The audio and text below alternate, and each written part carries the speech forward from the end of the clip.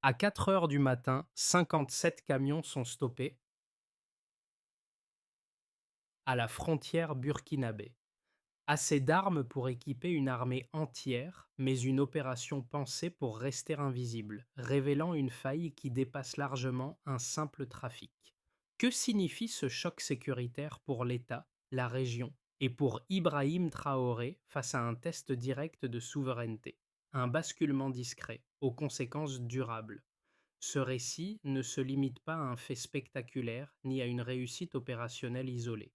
Il offre au lecteur un bénéfice précis: comprendre en termes clairs comment un incident frontalier peut modifier l'équilibre politique, sécuritaire et économique d'un pays en quelques heures. L'objectif n'est pas de provoquer l'émotion, mais de fournir un cadre de lecture rigoureux pour évaluer les décisions à venir. L'enjeu immédiat est double. À court terme, il s'agit de mesurer les risques concrets: escalade sécuritaire, réaction régionale, pression diplomatique. À moyen terme, la question devient structurelle. Comment un État transforme un choc brutal en capacité durable sans fragiliser sa souveraineté ni isoler ses partenaires? Chaque choix engage des coûts visibles et invisibles.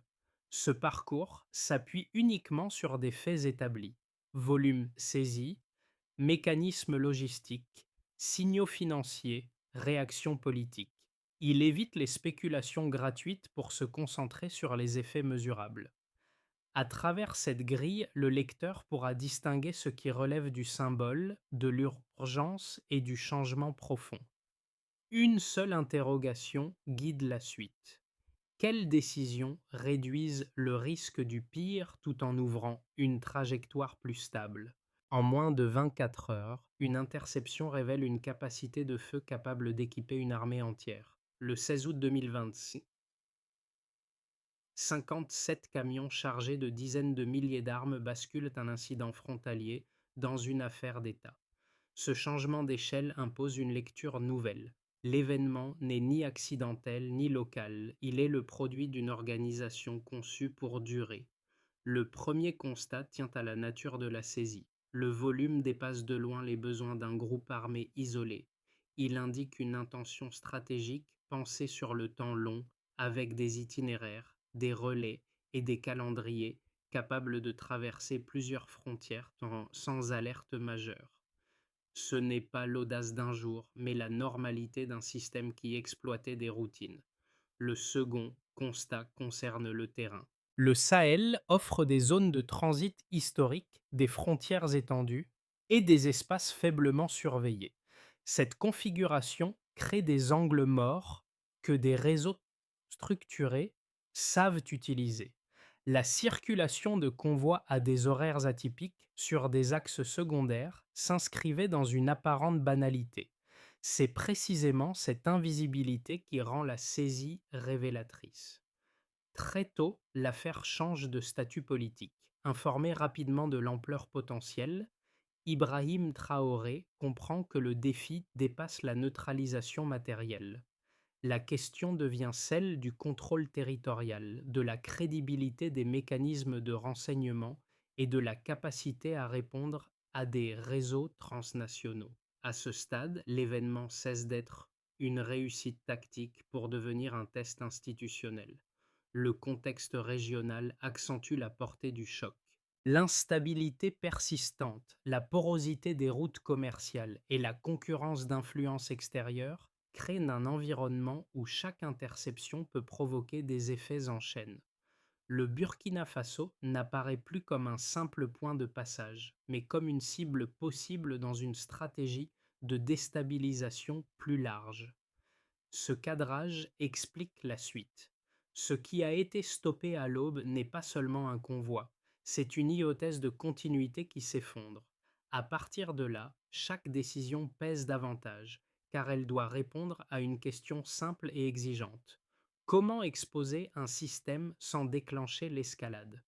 Au cœur de cette séquence apparaît une figure concrète: le capitaine Moussa Kaboré. C'est lui qui, à l'aube, décide d'arrêter le convoi. Le choix n'a rien d'automatique. Intercepter 57 camions sans certitude sur leur contenu exact ni sur les protections éventuelles implique un risque immédiat pour lui et ses hommes. Cette décision transforme une routine de contrôle en acte stratégique. Regardons d'abord l'instant de l'arrêt. Les véhicules sont immobilisés, le périmètre sécurisé, l'information remonte par palier. En quelques minutes, une action locale devient un signal national. Ce passage du terrain au sommet de l'État montre comment une initiative individuelle, alignée avec l'intérêt public, peut produire un effet de levier disproportionné. L'État reprend l'initiative là où l'inertie aurait préservé l'invisibilité du réseau. Puis vient la diffusion des images. Les camions immobilisés circulent rapidement dans l'espace public. Le contraste est fort avec le climat d'insécurité dominant. La peur ne disparaît pas, mais elle se recompose. Une fierté prudente émerge, nourrie par l'idée que l'autorité publique peut agir dans des zones perçues comme perdues. Ce déplacement psychologique compte autant que l'interception elle-même. L'impact institutionnel est tout aussi rapide. Les forces de sécurité reçoivent un message interne clair. L'initiative est possible lorsqu'elle s'inscrit dans une chaîne de responsabilité. Pour le pouvoir politique, l'épisode offre un point d'ancrage narratif, il humanise une opération technique et lui donne un visage facilitant la compréhension publique de décisions plus larges. Dans ce cadre, Ibrahim Traoré s'appuie sur l'action de terrain pour renforcer la crédibilité de l'État sans surjouer l'annonce. Le geste de Kaboré devient un révélateur. La crise à venir ne sera pas seulement militaire, mais symbolique et politique. Au fond, cela rappelle qu'une décision locale peut infléchir un rapport de force nationale. Avant l'interception, le convoi n'était qu'un signal faible parmi d'autres. Des camions circulaient sur des axes secondaires à des horaires atypiques, dans une région déjà marquée par des flux commerciaux opaques. Pris isolément, aucun élément ne suffisait à déclencher une alerte nationale. Cette normalité apparente constituait la première ligne de défense du réseau. Se fondre dans les routines, exploiter les angles morts, avancer sans bruit. Le déclenchement survient à l'aube du 16 août 2025. L'arrêt simultané de 57 camions rompt brutalement cette continuité. En quelques heures, l'information remonte par paliers du terrain vers l'appareil central. Le volume et la coordination observés excluent d'emblée l'hypothèse d'un trafic improvisé. L'événement change de nature avant même toute communication publique. Il devient politique dès les premières confirmations opérationnelles. Le point culminant se situe dans la phase d'inventaire et de sécurisation. Les autorités ordonnent la mise sous scellé, la protection du périmètre et l'examen des documents saisis. Chaque étape ajoute un degré de complexité. Les itinéraires, les calendriers et les indices logistiques indiquent une préparation étalée sur plusieurs mois. Ce n'est plus un incident à gérer, mais une architecture à comprendre. À ce moment précis, la réponse de l'État s'élargit. Sécurité, renseignement, communication et diplomatie s'entrecroisent. Informé rapidement de l'ampleur potentielle, Ibrahim Traoré adopte une posture mesurée. La fermeté est affirmée sans annonce irréversible. Cette retenue vise un objectif clair: éviter l'escalade tout en montrant que l'invisibilité du réseau est brisée. La gestion du temps devient centrale. Trop parler risquerait de figer des positions. Se taire exposerait à l'interprétation. L'équilibre recherché consiste à agir vite, expliquer juste et laisser l'enquête produire ses preuves. Les répliques suivent presque immédiatement. À l'intérieur du pays, les images des camions immobilisés circulent largement. Elles produisent un effet paradoxal. L'ampleur de la menace inquiète, mais la capacité d'interception rassure. La peur et la fierté coexistent. Ce mélange redessine le climat public. L'insécurité n'est plus seulement subie, elle est confrontée. Cette bascule psychologique modifie la réception des décisions à venir. À l'extérieur, les réactions se multiplient. Certains partenaires appellent à la prudence, d'autres expriment un soutien explicite. Tous comprennent que le Burkina Faso entre dans une zone de visibilité accrue. Chaque déclaration, chaque silence, chaque déplacement est scruté. Le pays cesse d'être perçu comme un simple espace de transit.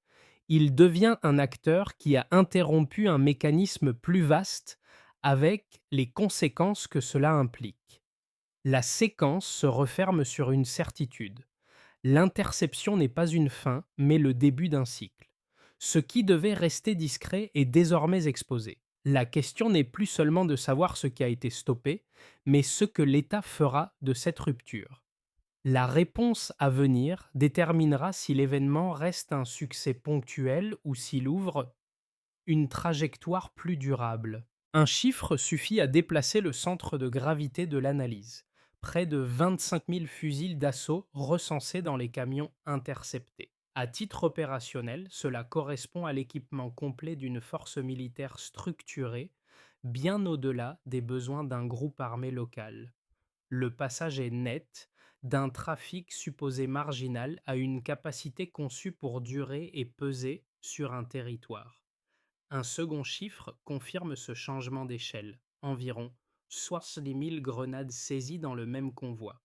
Cette quantité ne renforce pas seulement la létalité potentielle, elle indique une logique de saturation.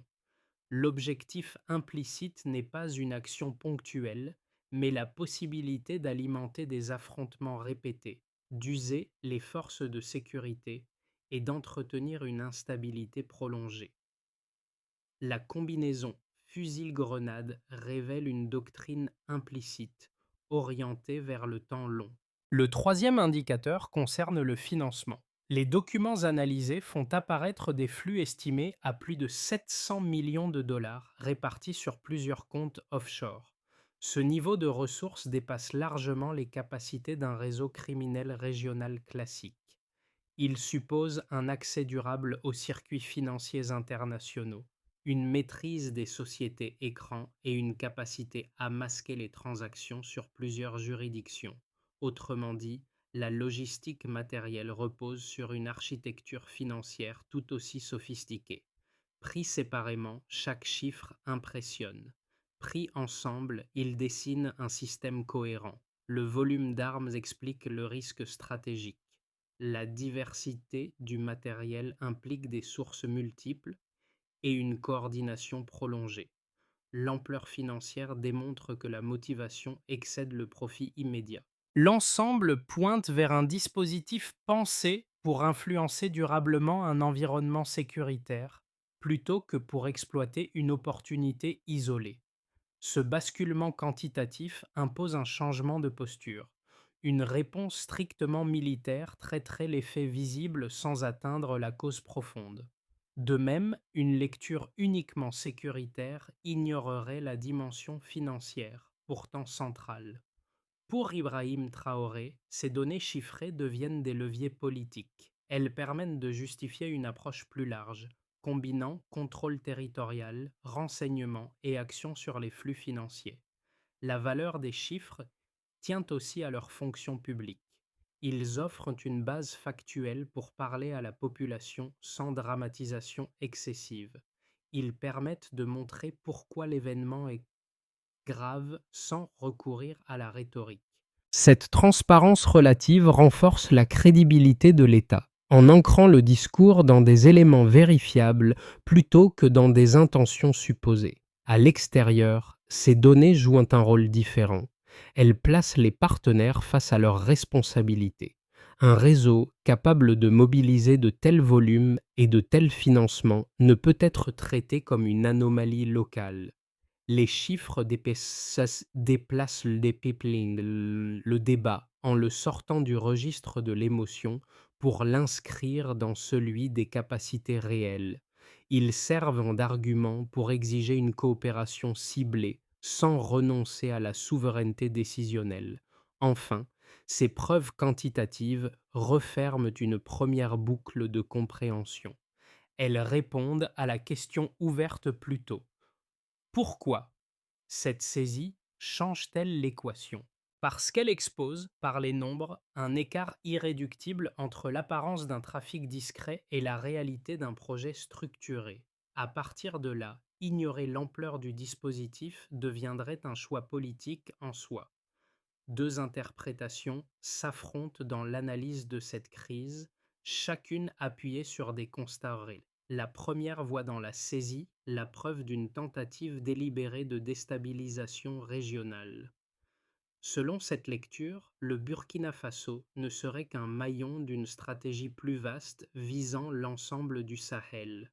Le volume d'armes, la diversité des provenances et la sophistication logistique suggèrent une volonté d'alimenter durablement des groupes armés afin de maintenir un niveau d'instabilité suffisant pour affaiblir les États.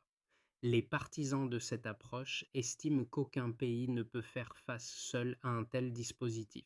Ils plaident pour une réponse collective fondée sur le partage du renseignement, la coordination frontalière et une pression diplomatique conjointe sur les soutiens financiers identifiés. La seconde lecture adopte un angle presque inverse. Elle considère l'événement avant tout comme un test de souveraineté nationale. Dans cette perspective, l'enjeu principal n'est pas l'ampleur internationale du réseau, mais la capacité du Burkina Faso à agir de manière autonome. La saisie démontrerait que l'État peut reprendre le contrôle sans dépendre d'alliances extérieures, potentiellement contraignantes.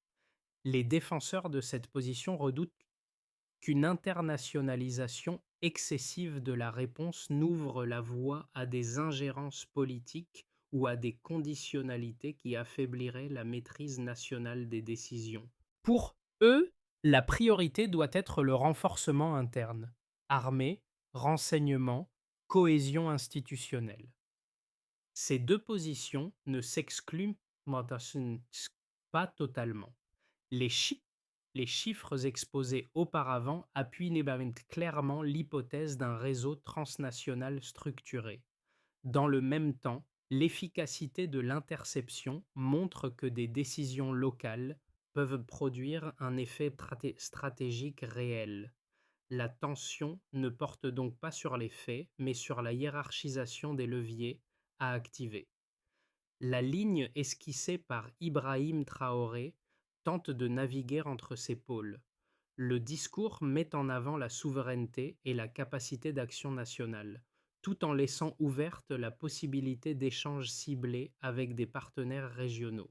Cette position intermédiaire cherche à éviter deux écueils.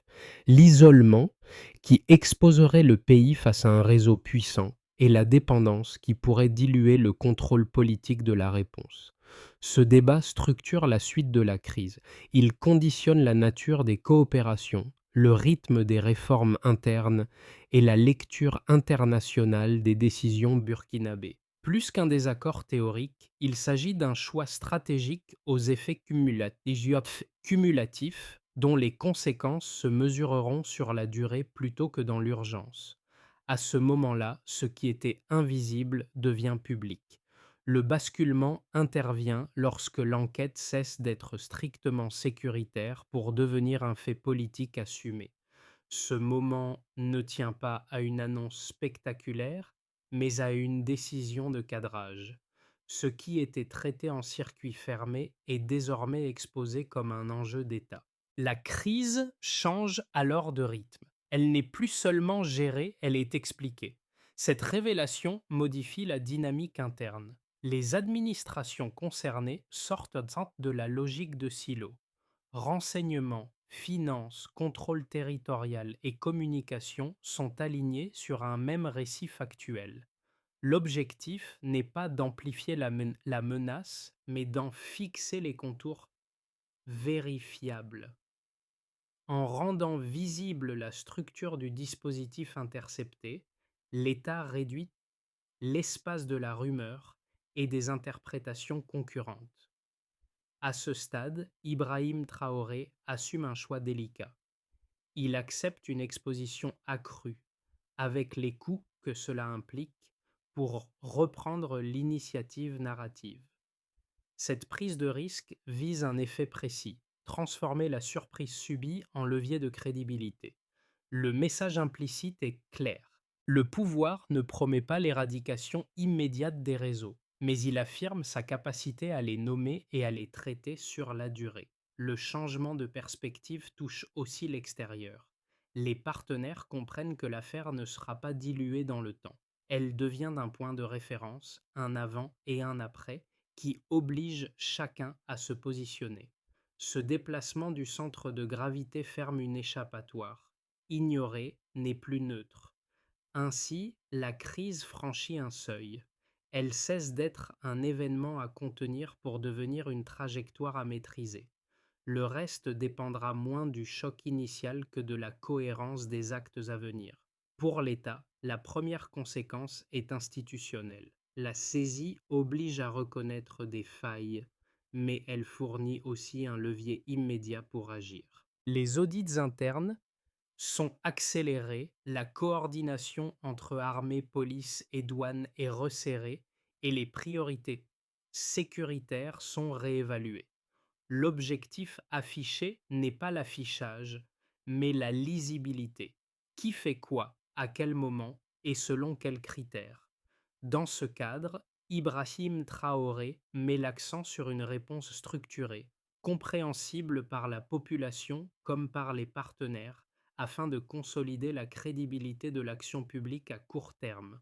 Pour les acteurs économiques, l'effet est plus ambivalent. À l'extérieur, la prudence domine. Certains investisseurs marquent une pause, inquiets d'une possible escalade régionale ou de tensions diplomatiques prolongées. Cette attente ralentit des projets, notamment dans les secteurs extractifs et logistiques. À l'intérieur, un mouvement inverse apparaît. Les flux se replient vers les institutions nationales, traduisant une confiance politique relative, même si elle ne se transforme pas encore en confiance économique durable. Ce décalage crée un amortisseur temporaire sans effacer l'incertitude. Pour la population, l'impact est d'abord psychologique et social. Les images des camions immobilisés deviennent des symboles visibles. Elles rappellent l'ampleur de la menace tout en nourrissant un sentiment de fierté collective. Dans les centres urbains comme dans les zones rurales, le discours évolue. Il ne s'agit plus seulement de subir l'insécurité, mais de constater une capacité de réaction. Cette perception modifie le rapport à l'État. Elle renforce la cohésion nationale sans pour autant dissiper les inquiétudes quotidiennes liées à la sécurité et aux conditions de vie. Pour l'environnement régional, enfin, la saisie agit comme un signal d'alerte.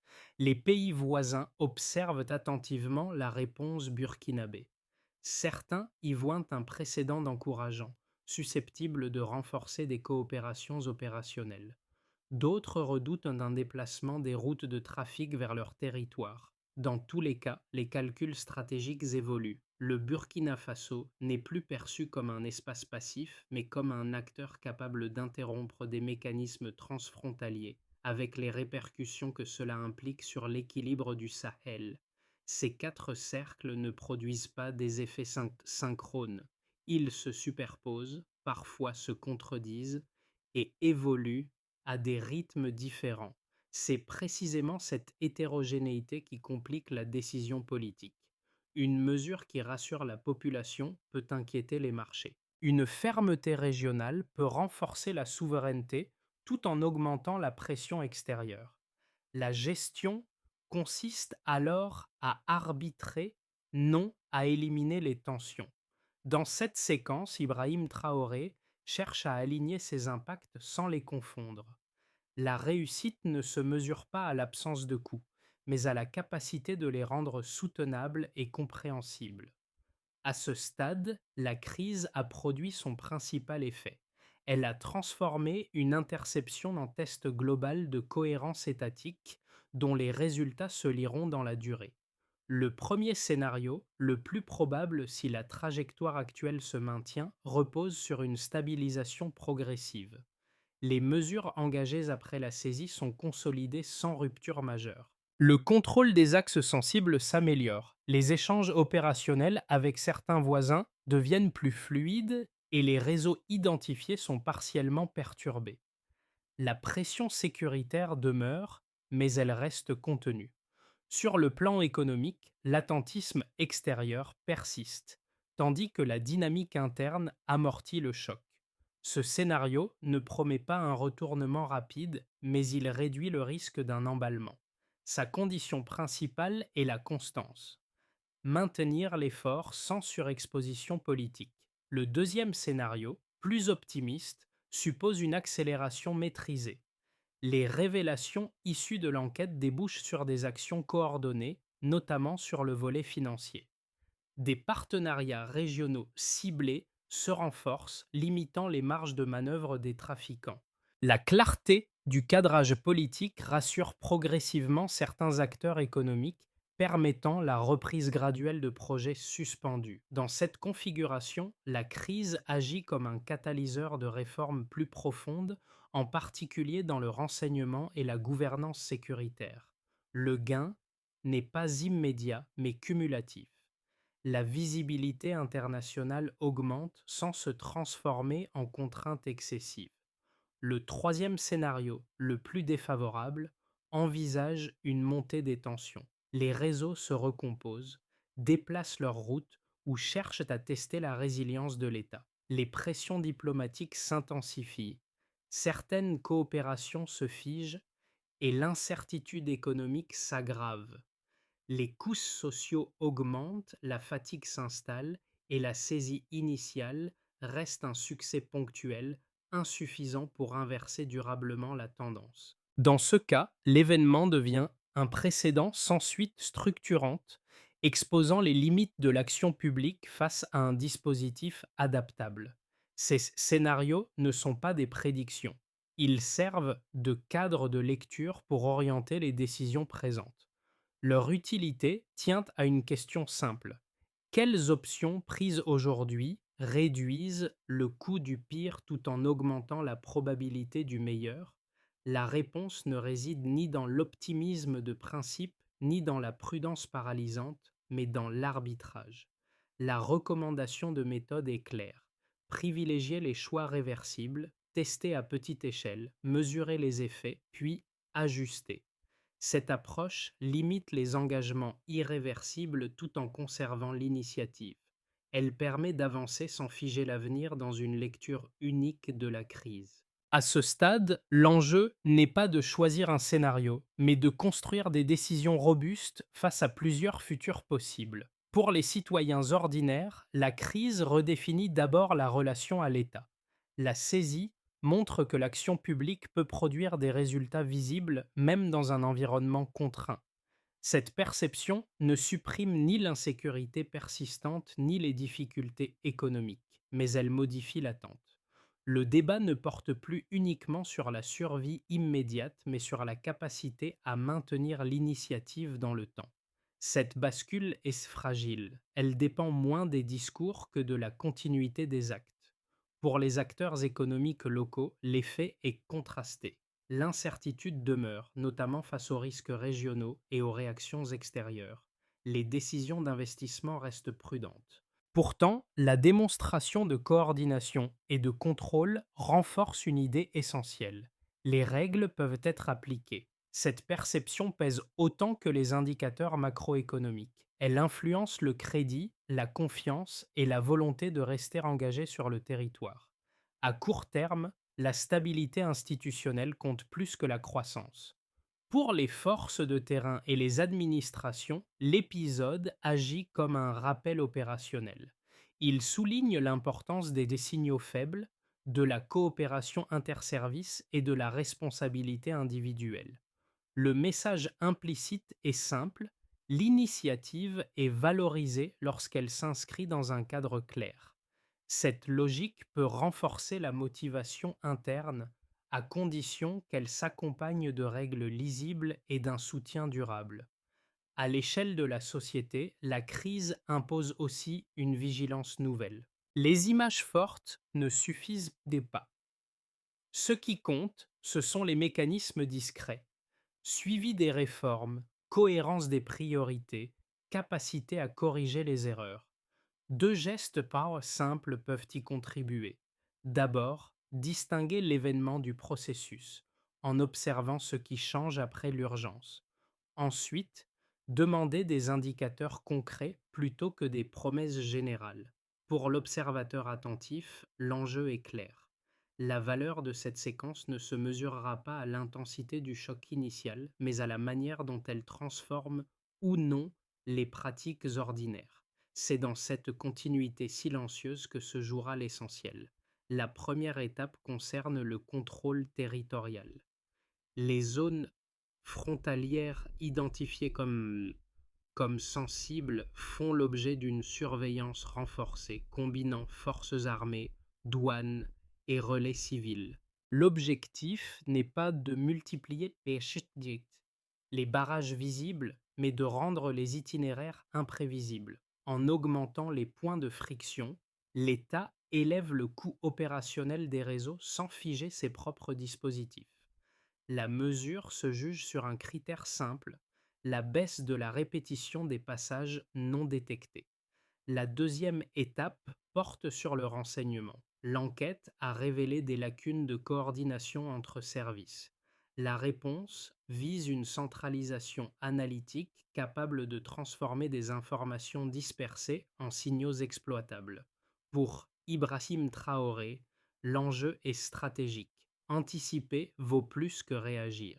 Le succès se mesure à la précocité des alertes, non au volume de données collectées. La troisième étape s'attaque au financement. Les flux identifiés imposent un suivi plus strict des transactions suspectes et une coopération ciblée avec des partenaires capables d'agir sur les circuits offshore.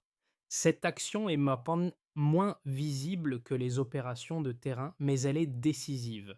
Sans financement, la logistique perd sa cohérence. L'indicateur clé reste la capacité à bloquer durablement des canaux plutôt qu'à multiplier les annonces. La quatrième étape est diplomatique. Elle repose sur un équilibre délicat, dialoguer sans diluer la souveraineté. Les échanges régionaux sont ciblés, opérationnels et limités aux objectifs précis issus de l'enquête. La réussite tient à la clarté des mandats et à la réversibilité des engagements. Enfin, la cinquième étape est sociale et politique. Une communication régulière, factuelle et sobre maintient la cohésion nationale. Elle évite la dramatisation tout en rappelant les enjeux. Cette continuité ferme la boucle ouverte précédemment. La gestion du risque dépend moins d'un scénario choisi que de la capacité à ajuster, mesurer et corriger dans le temps. Avec le temps, un symbole s'impose dans le récit collectif. Des armes qui ne servent plus à détruire. Leur transformation annoncée, partielle et strictement encadrée agit comme une métaphore puissante. Ce qui devait nourrir la violence devient un rappel visible de la capacité à reprendre la main. La crise change alors de nature. Elle ne se résume plus à une menace évitée, mais à une possibilité de reconstruction progressive. Ibrahim Traoré s'appuie sur cette image pour refermer la séquence émotionnelle sans triomphalisme. Le discours reste sobre. Il ne promet ni sécurité immédiate ni victoire définitive. Il insiste sur une idée centrale. La souveraineté ne se proclame pas, elle se pratique. Chaque réforme, chaque arbitrage, chaque continuité administrative compte davantage que les déclarations solennelles. Cette retenue renforce l'impact en liant la parole à des actes observables. Pour une partie de la population, ce symbole devient un point d'ancrage. Il permet de relier un événement anxiogène à une perspective constructive. La peur initiale se transforme en vigilance active. L'État n'est plus perçu uniquement comme un rempart fragile, mais comme un acteur capable de transformer un choc en levier politique et social. La cloche forgée à partir des armes, évoquée comme horizon, ne célèbre pas une victoire. Elle rappelle une exigence quotidienne. La stabilité se reconquiert, jour après jour. La séquence ouverte par cette saisie ne se referme pas avec la fin de l'enquête. Elle laisse une question durable qui dépasse l'événement lui-même. Comment une société transforme-t-elle une alerte sécuritaire en trajectoire politique lisible Sans se laisser enfermer par l'urgence ni par le récit du choc initial, le Burkina Faso se trouve face à ce dilemme, mais il n'est pas seul. D'autres États observent, comparent et ajustent leurs propres choix. Pour le lecteur, l'enjeu n'est pas de retenir une image forte de plus. Il consiste à suivre ce qui se joue dans le temps long. Observer les indicateurs discrets plutôt que les annonces spectaculaires. Distinguer les gestes symboliques des mécanismes durables. Évaluer si les décisions prises aujourd'hui produisent des effets cohérents demain ou si la crise reste une parenthèse maîtrisée. Cette vigilance n'exige ni expertise technique ni position militante. Elle repose sur une attention simple, regarder si les promesses se traduisent en pratique, si les arbitrages restent lisibles et si les coûts sont assumés plutôt que déplacés. C'est à ce niveau que se mesure la solidité d'une trajectoire. La question demeure ouverte, volontairement. Elle mérite d'être posée collectivement, sans précipitation. Cet épisode marque-t-il un tournant durable ou seulement un moment de contrôle dans une région sous tension?